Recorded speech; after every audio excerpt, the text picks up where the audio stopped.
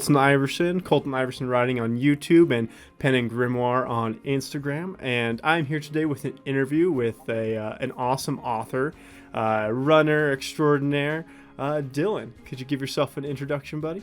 Yeah. Thanks so much. I'm very honored to be referred to as a runner extraordinaire. Also a full-time journalist and a fantasy author. Yeah, awesome. I mean, so I guess my first question is, how did you become a full-time journalist? Like, how did you get that job? Yeah, well, so I fresh out of college, I was doing the freelance on the side while I worked retail, and Okay. I was 22 and kind of trying to figure out what I wanted to do with my life, and so that was how I kind of first started freelancing, and meanwhile, doing retail to actually make money. Yeah. Um, I got a foot in the door and ended up working for a publication and was there for many years. Actually ended up working my way up to managing editor.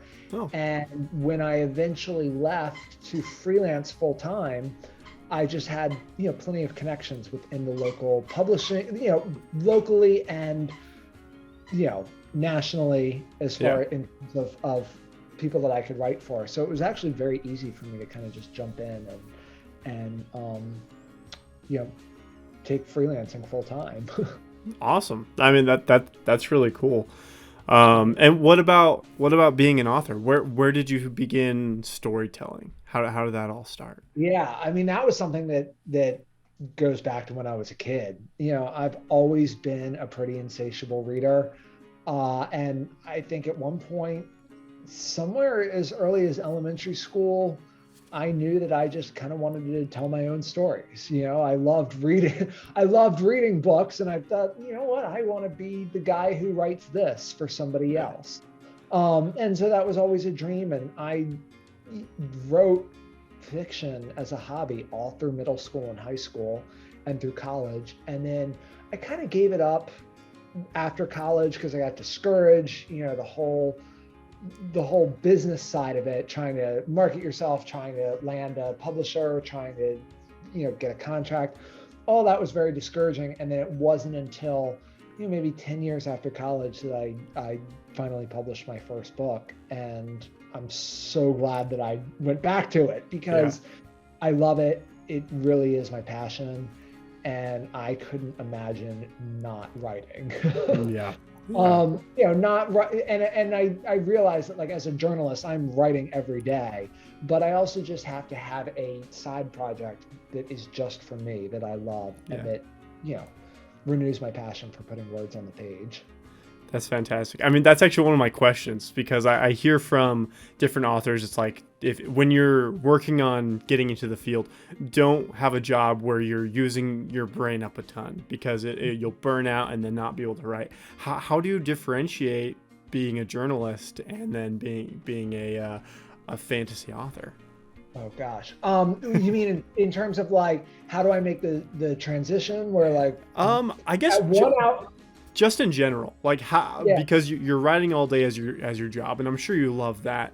yeah. But as a hobby, writing is like, oh, you want to be able to relax and have a good time with it. How do you separate them? How do you keep your brain able to keep going for the fantasy writing? That's a good question because burnout is real. I'm not gonna lie. Like, and I feel that. Yeah. If you go at it too hard, you'll burn yourself Hmm. out. I think my biggest struggle, and I think the struggle that a lot of writers have, is actually doing the writing. That we have all these Yeah. great ideas and that we have this passion for it, but then you sit down to actually work on your project and you're just all hung up. I'm so sorry for my dog just squeaking in the background with his It's toy. fine. But We anyway, here at Colton Iverson Writing, we approve dogs of all kinds. good. So good to know he's approved. You sit down and you just freeze up because you Yeah. you can't get the words out of you. And I think that it actually really helps me that I write for a living because I have learned if I need to make a deadline, sometimes you just have to put the words down on the page Yeah. and worry about making it sound good later. Yeah. You just have to write the darn thing, Yeah. and then you can come back and fix it. So I am really in the habit of cranking out words at a pretty incredible pace when I need to. And Yeah. so that's actually a really helpful skill to develop. But I still struggle with, is this good enough? Is this up to my standard?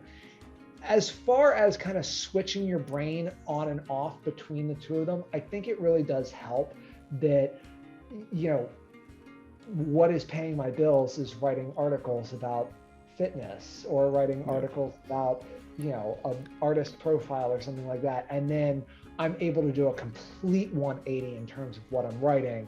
And with a fantasy novel, what I'm worried about is like, is my magic system coherent? And is my world richly described and believable? And do I have a firm grasp on my characters? Because I think at the heart of all storytelling, whether it's journalism or whether it's fiction, you are looking at what motivates people, whether those are real life people or characters that you have invented, and telling their story as honestly as possible in a way that's going to connect with readers.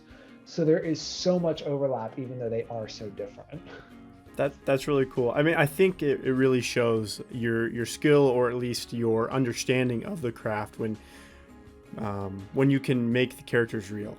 Because I think a lot of people they separate them like, oh, this is my fantasy character, but I mean, I'm sure this is a lot of people when they're writing it and something bad happens or you have to kill a character or whatever, you feel that emotion, or at least you should, I think, because you've created this thing and you've put them through so much. So I think that really shows your skill.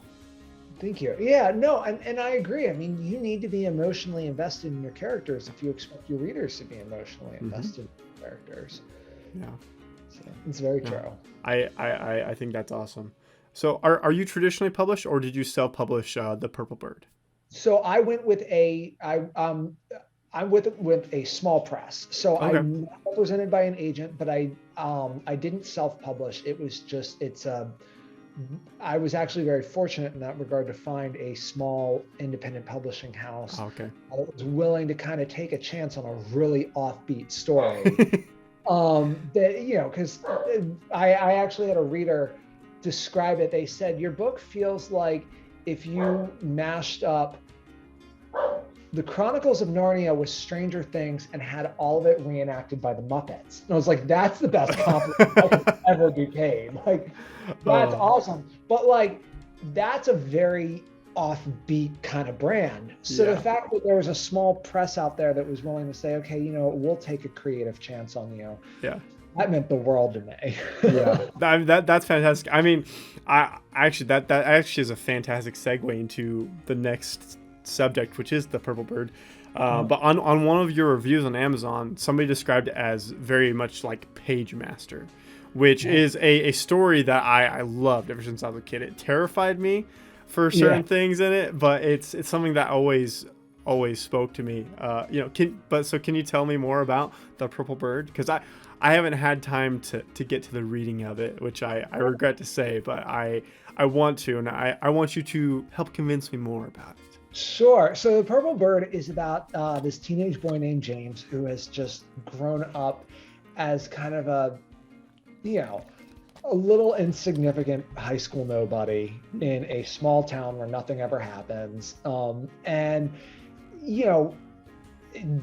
has always kind of yearned for like some fantasy adventure is going to happen to him. And then one afternoon he crosses paths with this 3 foot tall talking purple feathered creature named Archit, who is on a quest to become human. And James and his cousin and sister join Archit on this mission to the world of Nalgordia, and soon enough find themselves caught up in this battle between good and evil that can only be saved by a human. And as Archit is not human yet, he is going to need to be dependent on his 3 human companions to save the day, and in turn save him. So finally, James finds himself in this like adventure he's always dreamed of, and the stakes are a lot higher than he ever expected, and he doesn't really think that he's quite cut out for it. Makes sense. I would say, as a person who wished similar things, I knew that if it ever happened, I would never actually be able to do it. Yeah. That's awesome. So, would you say some of the themes in that book are kind of like how to overcome insecurities and like belonging, or like what is kind of like your themes for that? Yeah, I mean the themes there. It definitely is a story about finding a sense of self, Okay. and finding your place, and finding your own inner strength. But a lot of it is also just what is heroism? Is Mm. heroism necessarily about swinging a sword in battle against a dragon, or is heroism simply a matter of doing what's right when it isn't necessarily easy? Gotcha.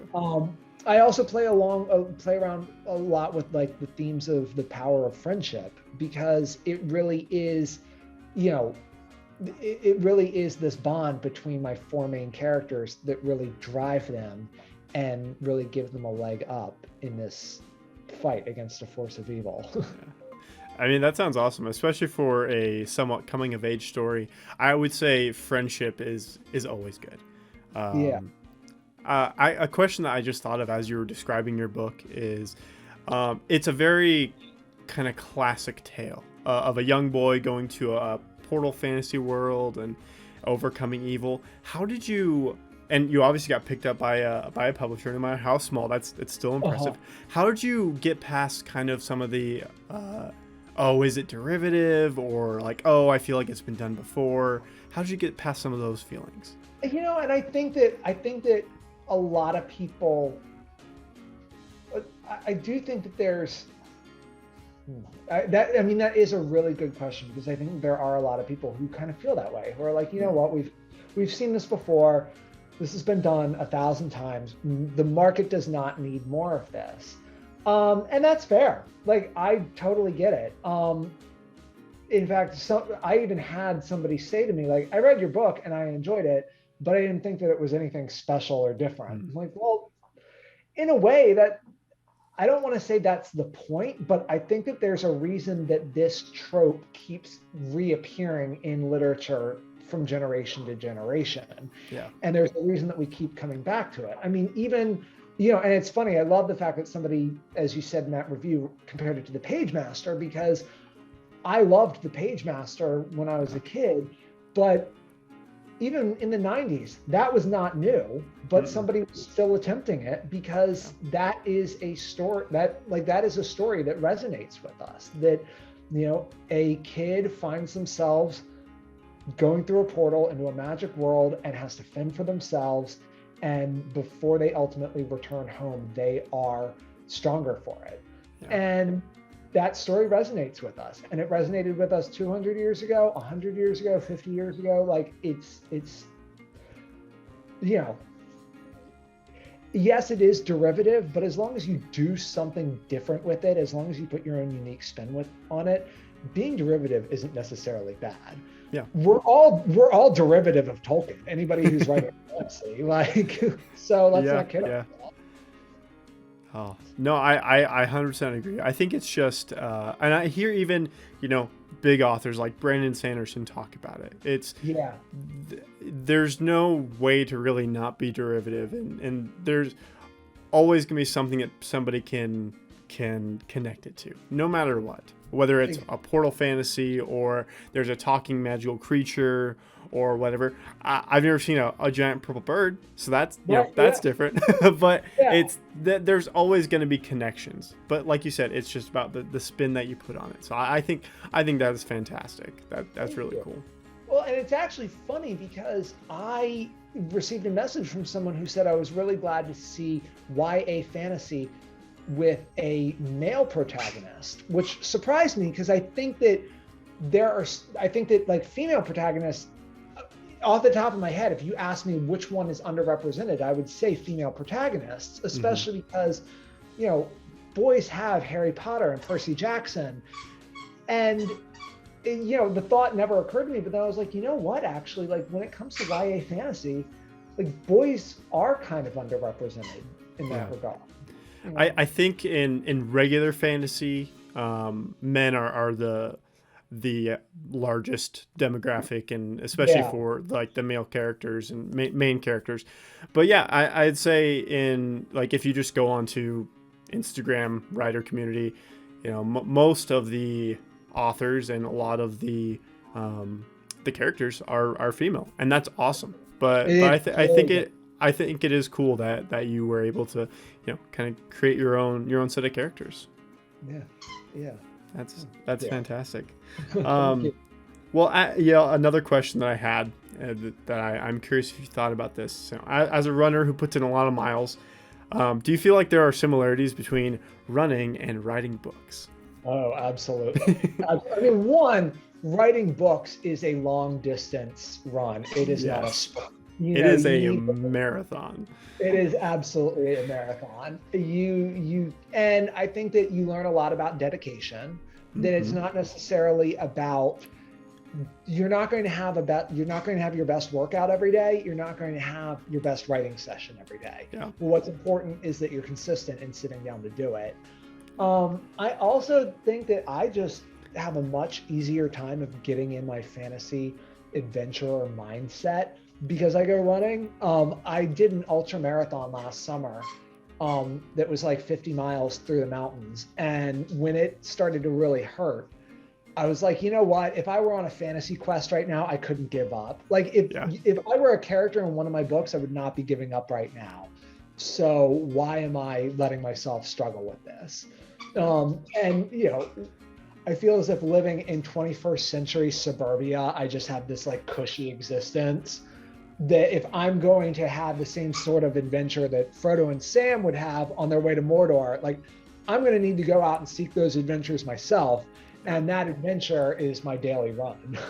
True. No, I 100% agree. I would say, because you said we live in pretty cushy lives, and I would say that's true. We just have different struggles. So life is still very hard, but I would not say that life is cushy by any means. Yeah. Okay. I am not going on. I have not had anyone step in and ask me to go on a quest to save the world yet. You haven't? Oh man, I've done like 5. Come on. It's very rude, but like that just has not happened for me yet. Yeah. When I say that my life is cushy, I'm like, I have to pay my health insurance this month. That's not necessarily cushy, but it's not going on a quest. Yeah. You mentioned it before we started the interview. You talked about you run partly because of your mental health. Yeah. Can you give a little explanation about that and how that maybe has, I guess, been integrated into your writing or just your life at all? Yeah, I mean, I struggle with anxiety and depression, as I think a lot of people do, and I think that people should feel safe and free to really be open about that, just as they would about their physical health. But for me, a huge part of kind of coping is making sure that I get a couple hours to just like go out and really, physically put myself to the test so that I know my own strengths and I know my own capabilities and I feel self-assured in that regard. That I think, okay, if I was able to tackle my run this morning, what else am I prepared to deal with during this day? And I also just think that it puts things in perspective. I'm able to clear my head and think about things and just focus. I'm able to just focus on putting one foot in front of the other for a few hours. And then I come back home and everything that I've had to like think about has really been sorted through in my head. And I feel much more amped up and prepared to tackle whatever challenges I have. So that's really good from a writing perspective because I've been able to, develop ideas for stories when I'm out running. And I think that writing and reading are both kind of good coping tools for me as well. I'm a big believer in bibliotherapy, in that using reading as a way of, dealing with some mental health issues because, it relaxes your mind and it distracts you. I also think that by following a fictional character's triumphs, you feel empowered yourself in some small way. That when you go through an ordeal with a fictional character and you see them rise up above adversity, you really can't help feeling, hey, I could do that too. I could, my situation is bleak and I realize that this is a fictional character, but if they can do it, so can I. So I think that there is some overlap between all of those things in terms of helping me kind of cope with daily struggles. No, that's fantastic. I'm so happy we live at a time where it's so accepted to talk about mental health, like you said, just like physical health, because I think even 15 years ago it was kind of unacceptable. It wasn't real. And I'm really glad that you're able to put that into perspective and it sounds like turn it into a tool that you've been able to hone and sharpen instead of, it just being like this huge boulder you're carrying around all the time. And I really want to use it to my advantage. If escaping into my writing is what helps me deal with a bout of anxiety. I'm gonna use that to my advantage. So people are like, "Oh, that's really great that you cranked out 5,000 words today. What's your secret?" I'm like, I'm trying to distract myself from anguish. The only way of doing that is writing. Man, it might not be healthy, but it's productive. It's true. That's impressive. Is that an average word count for you, or is that kind of out there on a bad day? That's a bad day, but it's a great writing day, but it might be a bad day in other respects. It's a productive day. We'll just say that. Yes. So that, I would say that is one of my better, worst days, however we want to look at it. I would say an average is maybe closer to like 2,000 words. And those are always like 2,000 words of fiction. It might just be like 2,000 words of whatever writing I have to do on that day. Gotcha.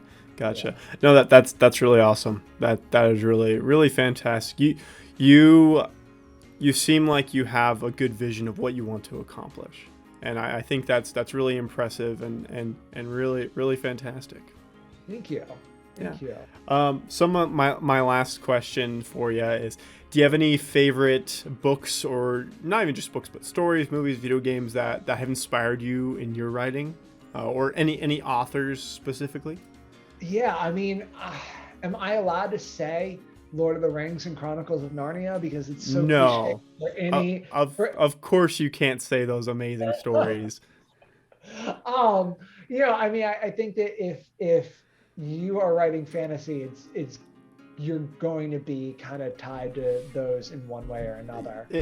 It's not like I just have a trilogy right here on my desk. Right, exactly. As far as and then I know that we kind of talked a little bit about movies with like Pagemaster, but also like as an 80s kid, I'm a big fan of like all those fantasy movies that came out in the 80s, like Labyrinth, Neverending Story, The Dark Crystal, Return to Oz, Legend. Like I love all of those. Yeah, exactly. Exactly. So I would kind of give a thorough shout out to all of those as well. Nice. No, that's awesome. Yeah.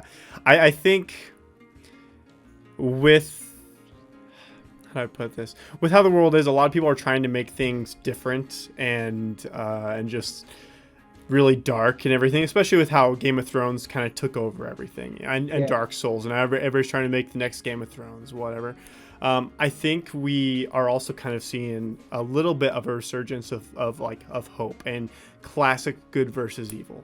Yeah. And I'm really glad that you're kind of an advocate for that, because I'm also currently, my current work is a very classic fetch quest good versus evil story, because I just think it still has a place in the world. It does. And I think that it gives us hope that, at the end of the day, when we all go to sleep at night, we want to know that we are existing in a world where good can triumph over evil. And it might not happen at the end of the chapter, but it will happen at the end of the story in the long term. Yeah. Well, thank you so much, Dylan. It was a fantastic talk with you, and I really appreciate you sharing your thoughts and being so open to talk about mental health and just everything we talked about. Thank you. Yeah, thank you. I'm really glad that we had the chance to get this conversation. Yeah, for sure. Well, everyone, thank you so much for watching. All of Dylan's stuff, links to his book and everything else will be down in the description. Check him out. Follow him for, watch him post about how he ran 17 miles this morning, all that stuff. So, yes. Anything you would like to plug and just shout out before we head off here, Dylan? No, I mean, you know what? I finished revisions on my most recent manuscript, or like my current work in progress. I finished a round of revisions last night. I'm letting it sit today, and I'm going back to read it again like later this week. So I'm hoping that maybe this will be the draft that I'm excited about and that I feel comfortable kind of putting out there. And if that ends up being the case, you might have an update from me on a new book sometime soon. Awesome. Well, I mean, it'll be probably about a week and a half till this goes out. So maybe by that time, there'll be an update. Maybe I'll be comfortable with saying hey guys, I might be pursuing something new soon. Good. Very good. Awesome. Well, everybody, thank you so much for watching, and we will see you next time. Bye.